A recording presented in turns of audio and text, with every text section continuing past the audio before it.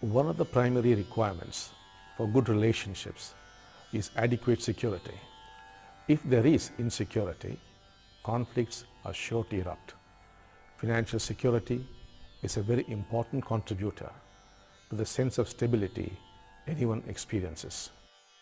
That's why whenever there is a financial deficit, the resultant fear and insecurity has a tendency to show on relationships. In order to handle the situation, you need to understand the second spiritual law that governs destiny, the law of emotions. The universe says, you manifest what you fear, you manifest what you hate, you manifest what you love. Firstly, let us understand the difference between thoughts and emotion. Thoughts are random occurrences that don't really hurt you. They need not scare you. They don't have such force behind them. Emotions, on the other hand, are thoughts packed with intensity. Thoughts that are repetitive. So what we are dealing with here are emotions and not stray thoughts. You manifest what you fear, says the law. Fear is a primal emotion. You could also say it is the mother of all other painful emotions. Jealousy is the fear of being overtaken. Anger is the fear of not knowing what else to do. Hurt is the fear of being ignored or insulted. One could go on endlessly. Let us learn this through a real life story. Once in the United States, news went around that a serial killer was hunting down a lot of people, and people were warned against entertaining strangers in their homes.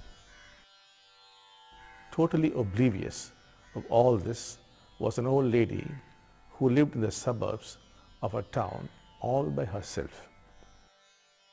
It was a rainy evening, and all of a sudden someone walked through her door. Woken up from her peaceful slumber on her armchair, the old lady noticed a man standing in front of her, armed with a club and all wet. She looked at him through the candlelight and said, "Son, you must be cold and wet. Warm yourself." The man was confused for a few moments, but dropped his club and sat near the fireplace. The lady again said, "You must be awfully hungry, son. Go into the kitchen and help yourself." He hogged the food that lay on the table and ran out into the night with the club in his hand. He ran across the street and broke into the next house. As the family screamed in terror, he used his weapon on them. Why do you think his responses were so drastically different? He was a maniacal serial killer, yet did not hurt the old lady, while he hurt the immediate neighbors, because you are the fuel for other people's responses towards you. Since the old lady had no fear, the serial killer could not hurt her, while the ones who were terrified got themselves killed. Though this is an extreme example, the principle holds good in everybody's life. You attract events and people you fear.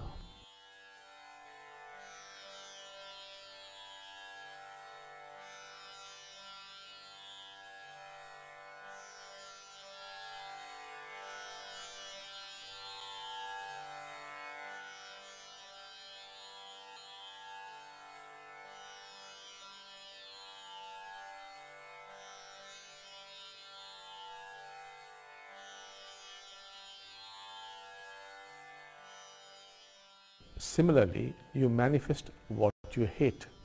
Hating verbal abuse over years, you indulge in it. How many times in life you have had to bite your tongue for being and doing exactly the same things you opposed and hated? If hate is the energy you let loose into the universe bounces it back at you. However, the law also says you manifest what you love. If you love, you dream, you envision something, the universe would go all out to give it to you. Most often life takes a downturn when your love and passion takes a downslide. Instead of investing energies on hate, invest in love. Instead of being afraid of conflict, love peace.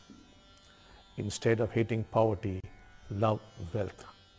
But how do emotions that are the mere result of biochemical reactions in your brain gain such force?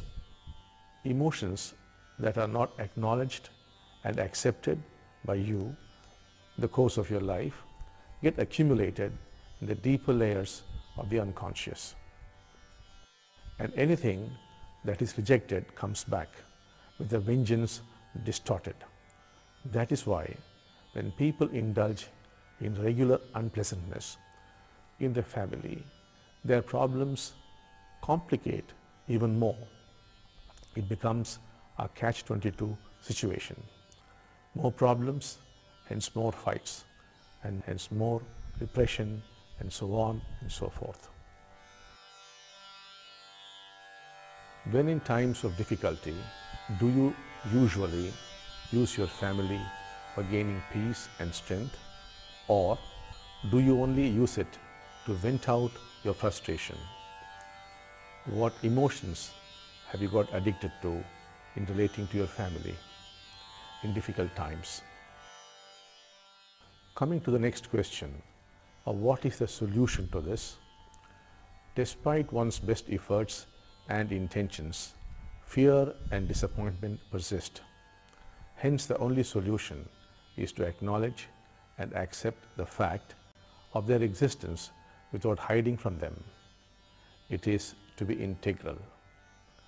Anything that is recognized and accepted does not turn destructive. That doesn't mean that you go around speaking and expressing these emotions out to people around you. All you need to do is to be integral to yourself. It involves 3 simple steps. Sit down quietly and watch your breath. Move into a space of peace and relaxation. Acknowledge the emotion, be it fear, hurt, or hate.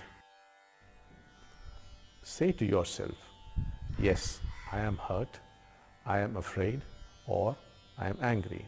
It's okay. An inner affirmation of the truth helps you accept and embrace yourself. This practice could be done anytime by anybody whose emotions are blocked or life is moving in a retro direction, to steer it back to abundance and fulfillment. You could, if your family culture permits, sit together for prayer in moments of stress. It would prove to be a tremendous energy booster and would invoke divine grace into life.